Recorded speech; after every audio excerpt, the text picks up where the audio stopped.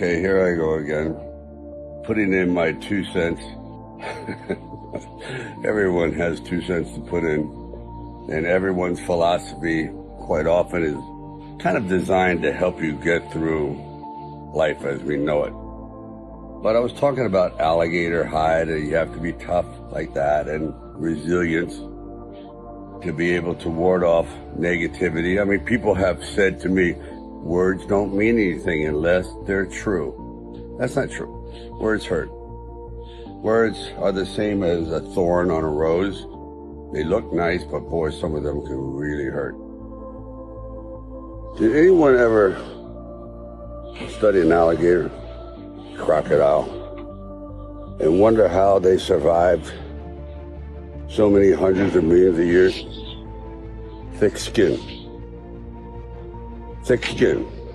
Almost impervious paint.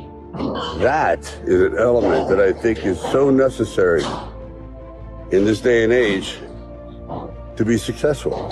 Talent. All right. That's a given. You have to have some of that. Ambition. Yeah. You got to have a hell of a lot of that. And this fear of failure. Good helping of that. Certainly inspires one to get out of bed in the morning. But the most important thing is the alligator hide. You have to be able to take criticism. I believe that some of the most talented people in the world fail because they can't take the criticism. They're too sensitive. Their artistic part of them just can't withstand the withering intellectual verbal bullets that rip them to shreds. In other words, criticism. Believe me, I was told 1,000 times, well, not 1,000, but a few hundred, you're not cut out for this. You slur, you're this, you're that. We can't fit you into any kind of category. You should really quit. Seriously, you know what? You should work behind the scenes. And I went, well, yeah, thank you for that. But everything you're saying is bouncing off. It's like bulletproof. And that's what I'm trying to pass on to individuals, that you have to be able to be like a solid tree. We all share certain traits. For example, I don't like to argue. I don't like stress. I don't like conflict. But sometimes you have to face the conflict and the stress and the source of that and get it out of the way. Don't keep it inside. Somehow you have to purge yourself of this thing that's eating you alive. There's different ways of doing it. Getting it to someone's grill, or you start to use your head and work your way around the problem without offending anyone, but you're getting your point across. But sometimes you just have to offend someone who's offending you. That's fair. And it takes courage. Actually, it takes courage to do a lot of things. It takes a lot of guts to stay in school. It's courage. It takes courage to get up every morning, and bravery, and pushing yourself when you don't want to go to work, to supply food for yourself and your family. It takes courage to stick your head above the crowd and voice your own opinion, even though it's not a popular one, but it's one that you feel so deep in your soul that you have to get it out. You can't go through life living on lies. Quite often, you just have to stand up and grab life by the throat and not let go until you succeed. Courage.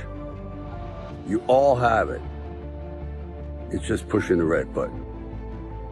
Keep punching. Am I going to be caught in this time warp called the past? Because quite often, let's face it, your problems are from the past. If you didn't get the attention you wanted in the first 5 years being nurtured, you're going to have a problem for the rest of your life with nurturing. and feeling secure.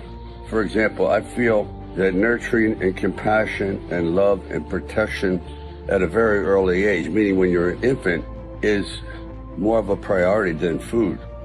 And when you don't get that when you're young, you crave it your whole life. And quite often, it's also an incentive to do something with your life, to fill it up with some sense of accomplishment, or it's a release for anger, whatever it is. Quite often, I have found that the most damaged people have been the most productive. I know it's a horrible thing to say, but people that are missing chunks in their heart, gaps in their soul, because they weren't given the love and attention when they were very young, that can't be compensated for. Those are holes. Those doors are shut. So it's up to you to lay the groundwork for your future, to not do what other people did to you. So it's juggling. So here's to you all, keeping all these objects in the air and knowing that it's never perfect.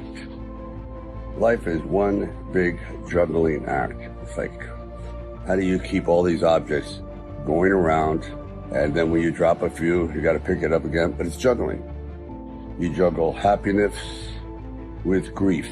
That's a rough one, because grief never goes away. It sort of rises into the clouds, you might say. It sort of seems as though it's diminishing, and it does, until something brings it back, and therein is the cycle. That's why quite often I find therapists, for certain individuals, a fruitless exercise, because quite often these problems can't be extracted. Bad memories can't be pulled out and diminished. They're there. You just have to balance it.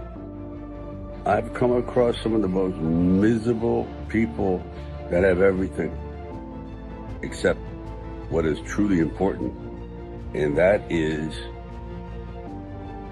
peace of mind and going forward without fear, fearlessness. It's not easy. Sometimes you have to lie to yourself. Oh, I'm not afraid. You're terrified. But sometimes lying is good. If that helps get you up those first 3 steps into the ring of life to face an indestructible opponent, so be it. Lie to yourself. Sometimes lying gets the ball going.